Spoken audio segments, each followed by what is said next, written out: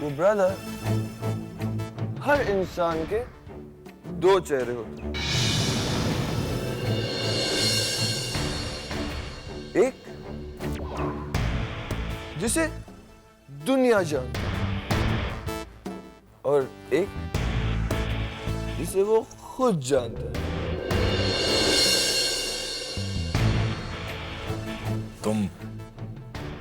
तुम किसकी बात कर रहे हो? तुम्हारी मॉम।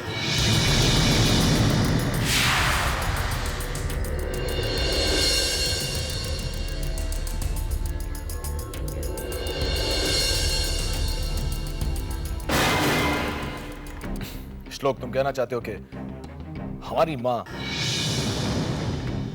के दो चेहरे? ओके, जरा हम भी तो सुने कि इनका दूसरा चेहरा आखिर है क्या? तुम्हारी मॉम देखने में तो बहुत सख्त लगती है, अपने उसूलों पर चलने वाली एक हाश लेडी है ना। दुनिया के सामने इन्होंने इसी चेहरे को प्रोजेक्ट किया है ना,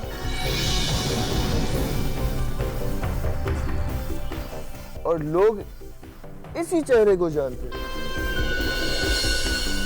पर ब्रदर, दुनिया में दो तरीके के चेहरे होते हैं, एक जिसे दुनिया जानती है और दूसरा जो वो खुद जानता है।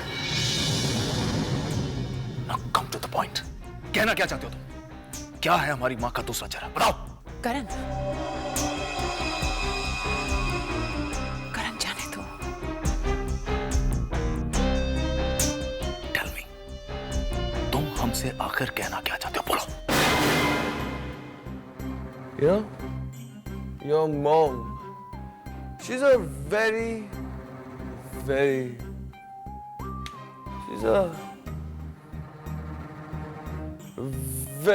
what, Shlok?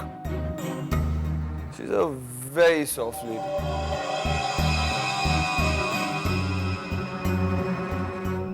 Very kind.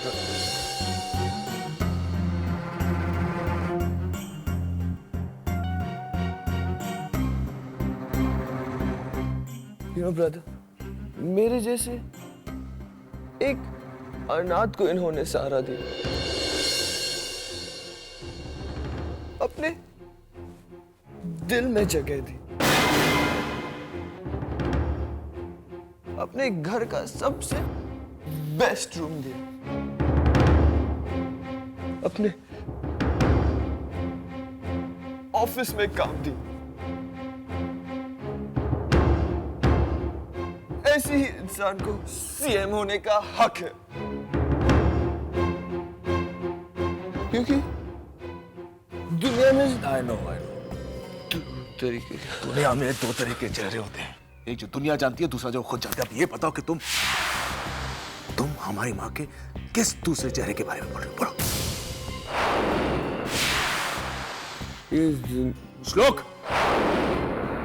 श्लोक, wake up! श्लोक!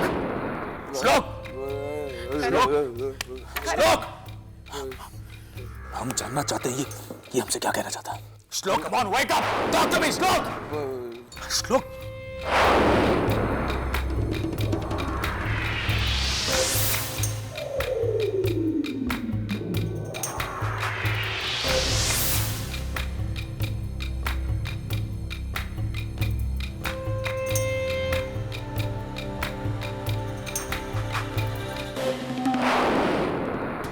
हाँ, श्लोक हमसे क्या कहना चाह रहा था?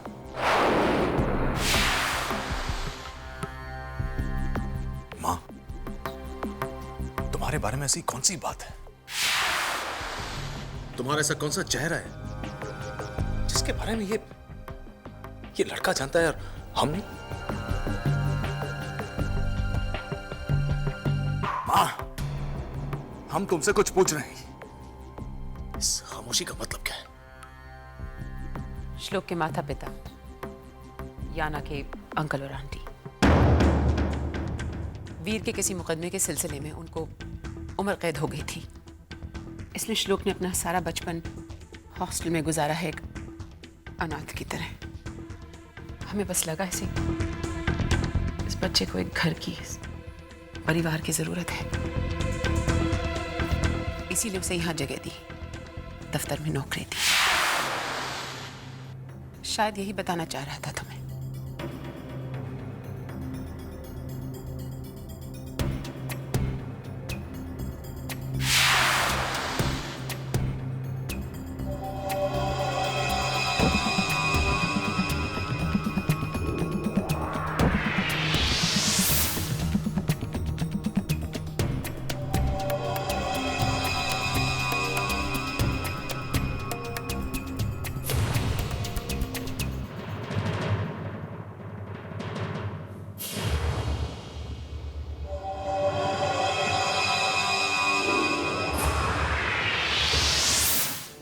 आप बहुत अच्छे,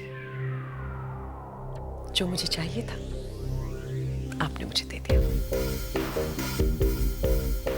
आज मुझे एहसास हुआ कि किसी बहुत ही मजबूत इंसान की आंखों में जब दूसरा इंसान डर, दहशत और बेबसी देखता है तो कितनी अजीब तरह की खुशी महसूस होती है उसे। थोड़ी देर पहले आपको ऐसा देखकर मुझे लगा शायद अभी राज खुल जाएगा। ओ गॉड, अगर राज खुल गया तो आपकी इज्जत का क्या होगा लोग। लेकिन एक चीज है, आप कमाल करती हैं। आज आपने पहली बार इतनी खूबसूरती से झूठ बोला कि आपने सच को तो पता नहीं कितने पीछे छोड़ दिया। Beautiful, I mean. और आपने इतनी कन्विंसिंग कहानी गढ़ी। बेचारा श्लोक, उसके बेचारे माँ बाप किसी जेल में यूं ही पड़े हुए हैं। It's beautiful story. एक बात याद रखिए, जब तक किसी को श्लोक की असलियत नहीं मालूम तब तक आपका वजूद है। जिस दिन सबको पता चल गया, इस घर से बाहर होंगी आप।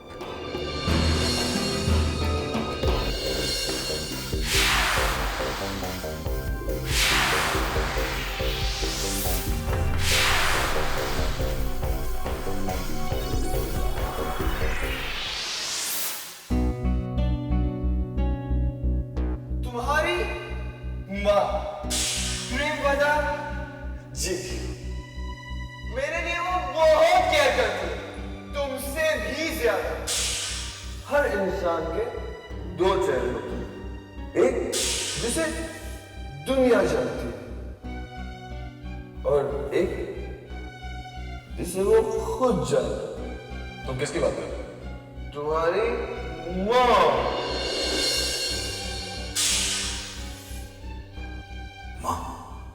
तुम्हारे साथ कौन सा चेहरा है जिसके बारे में ये लड़का जानता है? हम श्लोक ने अपना बचपन एक हॉस्टल में अनाथ की तरह गुजारा है। माँ, ऐसा पहली बार हुआ है। दिल कुछ और कह रहा है, दिमाग कुछ और। लगता है आपने श्लोक के बारे में जो कुछ भी बताया वो सच है, या फिर श्लोक ने जो बताना चाहा वो सच। कोई ना कोई बात जरूर है जिसे मानने को दिल और दिमाग एक साथ तैयार ही नहीं। लेकिन मैं उस हकीकत का पता लगा कर रहूंगा।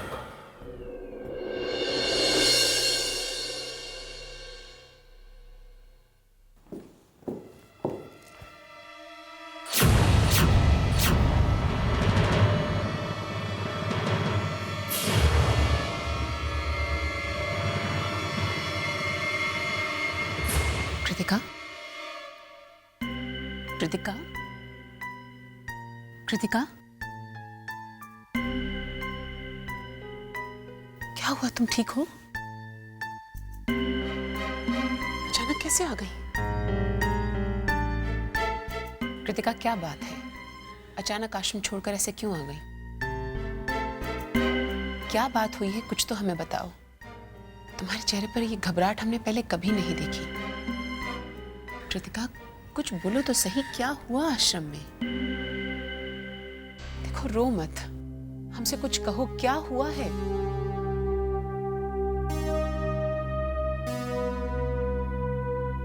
सुधांशु सुंदर,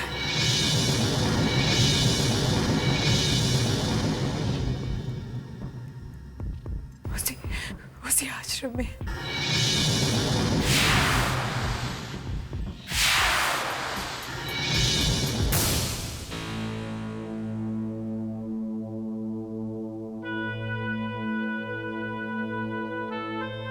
मौत ने भी धोखा दे दिया और जिंदगी ने भी। सोचा नहीं था मैंने कि फिर से जिंदगी मुझे तुम्हारे सामने लाकर खड़ा कर देगी, मगर इंसान जो सोचता है वो होता क्यों नहीं? क्यों जिंदगी ने फिर से मुझे तुम्हारे सामने लाकर खड़ा कर दिया?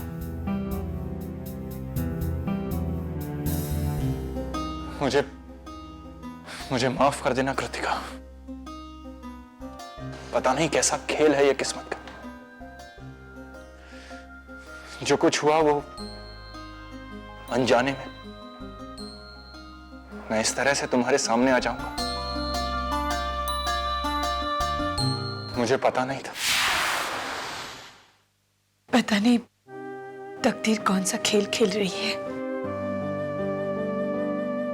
सुधांशु को देखने के बाद समझ में नहीं आया मम्मा कि मैं अपनी तकदीर पर हंसूं या रो।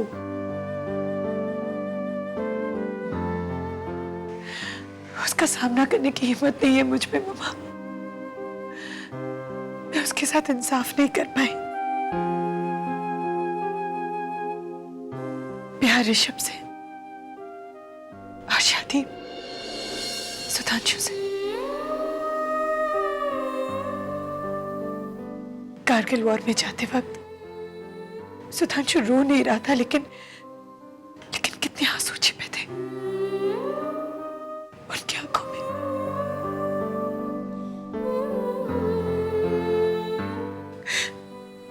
मैंने सुधांशु की खुशियां छीनी है मम्मा। उसे क्यों सजा दी है भगवान ने मुझे? इसलिए ऋषभ को छीना है मुझसे मम्मा।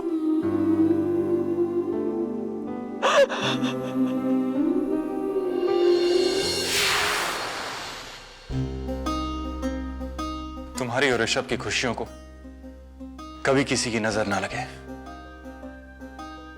तुम्हारी जिंदगी खुशियों से भरी हो,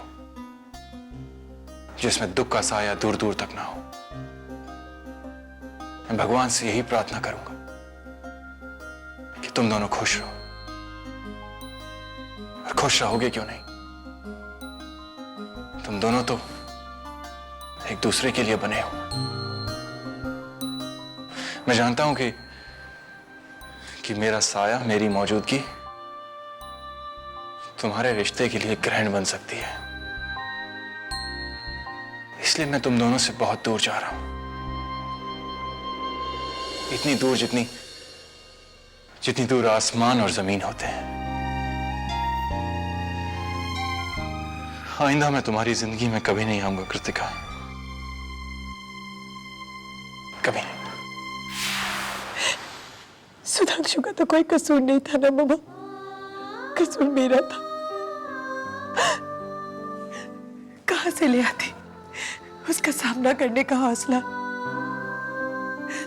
मैं आश्रम से भाग आई मम्मा, अपने अतीत से घबरा कर। अपने आप को गुनहगार मत समझो कृतिका। वो गलती तुम्हारी नहीं थी, हमारी थी। जिंदगी की सच्चाई से कोई कभी भाग नहीं पाया है। वक्त आने पर वो आपके सामने आपका रास्ता रोककर खड़ी हो जाती है। अपने आप से मत भागो कृतिका। अपने आप से भागकर कोई कहीं नहीं पहुंच पाता है कृतिका। हमें अपनी गलती का एहसास हुआ, हमने अपनी गलती मानी, इसीलिए ऋषभ और तुम्हारे रिश्ते के लिए राजी हो गए थे। शायद वही एक तरीका था कि हम अपनी गलती का प्रायश्चित कर सकें।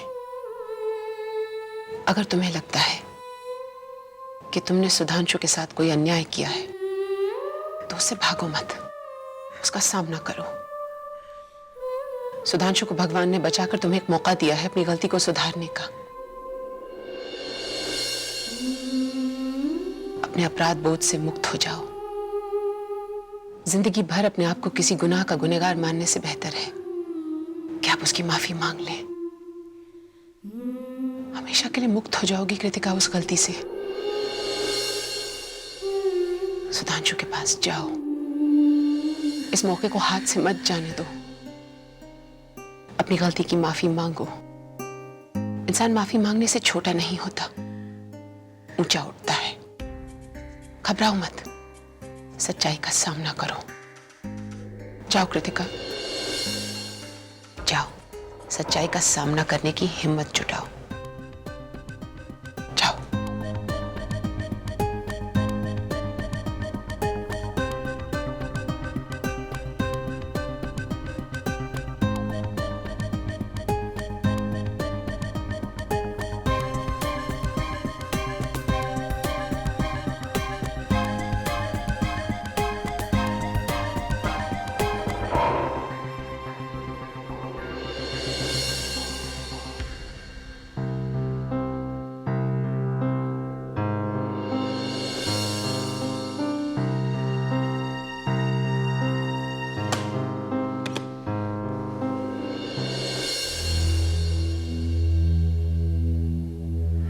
गुरुजी, सुधांशु कहाँ है? बेटी, सुधांशु तो इस आश्रम को हमेशा के लिए छोड़कर अपने गांव पालमपुर के लिए निकल चुका है। पालमपुर? कितनी देर हुई उसे यहाँ से गए हुए? अभी कुछ देर पहले ही निकला है, बस अड्डे तक पहुंचा होगा।